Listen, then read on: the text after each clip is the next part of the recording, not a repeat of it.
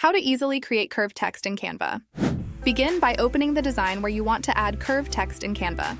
In the left panel of your workspace, click on the text icon to access the text panel. Choose the text style you prefer and type your desired text into the document. Once your text is surrounded by a purple bounding box, it's time to create the curved effect. Click on the Effects button located in the top right corner of your workspace. Upon clicking the Effects button, the Effects panel will appear on the left side of your workspace. Scroll to the bottom of the panel and locate the Curve button under Shape. After clicking on the Curve button, a slider will appear below it. Slide the curve slider left or right to create curved text. As you move the slider, you will see the text in Canva automatically curving in real time. To curve the text upwards, slide the curve slider to the left. To curve it downwards, slide it to the right.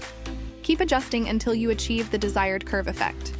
To adjust the letter spacing, select the text and click on the spacing feature when the purple bounding box appears.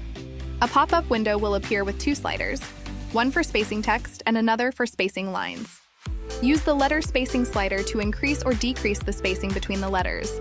This will help prevent your text from looking squished.